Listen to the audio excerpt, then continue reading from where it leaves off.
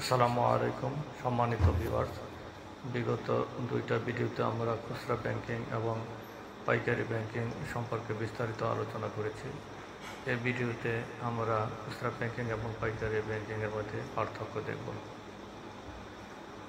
খুচরা ব্যাংকিং এবং পাইকারি ব্যাংকিং ব্যাংকিং খাতের দুটি প্রধান বিভাগ হল খুচরা ব্যাংকিং এবং পাইকারি ব্যাংকিং।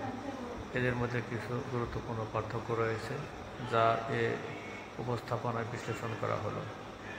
সংজ্ঞা ও কার্যপরিধি। খুচরা ব্যাংকিং সাধারণ জনগণ এবং ছোট ব্যবসার জন্য ব্যাংকিং পরিষেবা প্রদান করে, যেমন সঞ্চয় হিসাব, ব্যক্তিগত ঋণ ও মোবাইল ব্যাংকিং। অপরদিকে পাইকারি ব্যাংকিং বৃহৎ কর্পোরেট প্রতিষ্ঠান, সরকারি সংস্থা ও আর্থিক প্রতিষ্ঠানগুলোর জন্য বিশেষায়িত ব্যাংকিং পরিষেবা প্রদান করে, যেমন ট্রেড ফিন্যান্স, কর্পোরেট ঋণ ও বন্ড ইস্যু। এখন আমরা দেখি গ্রাহক শ্রেণীর ভিত্তিতে খুচরা ব্যাংকিং এবং পাইকারি ব্যাংকিং। ব্যক্তি গ্রাহক, ছোট ব্যবসা ও উদ্যোক্তাদের জন্য খুচরা ব্যাংকিং। অপরপক্ষে বড় কর্পোরেশন, সরকারি সংস্থা ও উচ্চ মূল্যের ক্লায়েন্টদের জন্য পাইকারি ব্যাংকিং। এবার দেখি লেনদেনের ভিত্তিতে খুচরা ব্যাংকিং এবং পাইকারি ব্যাংকিংয়ের মধ্যে পার্থক্য। তুলনামূলকভাবে ছোট পরিমাণের লেনদেন হয়ে থাকে খুচরা ব্যাংকিংয়ে। অপরদিকে বৃহৎ পরিমাণের লেনদেন সম্পন্ন হয়, যা সাধারণত কোম্পানি বা সংস্থাগুলোর সঙ্গে সংযুক্ত থাকে পাইকারি ব্যাংকিংয়ে।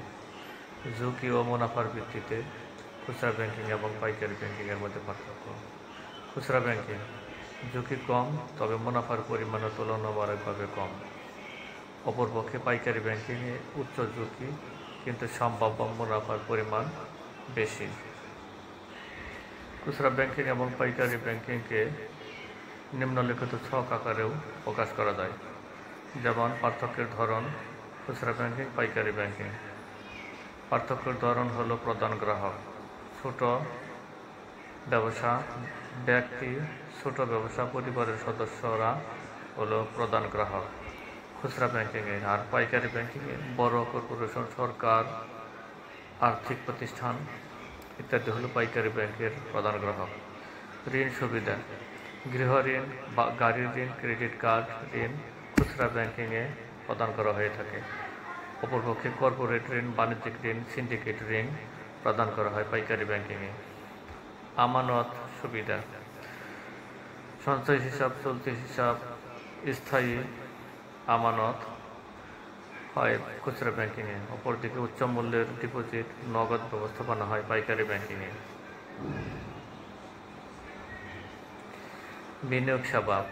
পার্সোনাল ইনভেস্টমেন্ট, মিউচুয়াল ফান্ড হয় খুচরা ব্যাংকিংয়ে। অপরদিকে বন্ড ইস্যু, শেয়ার বাজার সংক্রান্ত সেবা, মার্জার ও অ্যাকুইজিশন হয় পাইকারি ব্যাংকিংয়ে। ব্যাংকিং পরিষেবা। ATM, mobile banking, internet banking হয় খুচরা ব্যাংকিংয়ে। আর customise treasury management, foreign exchange লেনদেন হয় খুচরা ব্যাংকিংয়ে। সেবা প্রদানের ধরন। স্ট্যান্ডার্ড ও স্বয়ংক্রিয় সেবা হয় খুচরা ব্যাংকিংয়ে। অপরদিকে পাইকারি ব্যাংকিংয়ে কাস্টমাইজড ও বিশেষায়িত সেবা প্রদান করা হয়ে থাকে। সেবার পরিধি। ব্যক্তিগত ও ছোট লেনদেন ভিত্তিক হয় খুচরা ব্যাংকিংয়ে। বৃহত্তর পরিসরে প্রতিষ্ঠানগুলোর লেনদেন হয়ে থাকে পাইকারি ব্যাংকিংয়ে।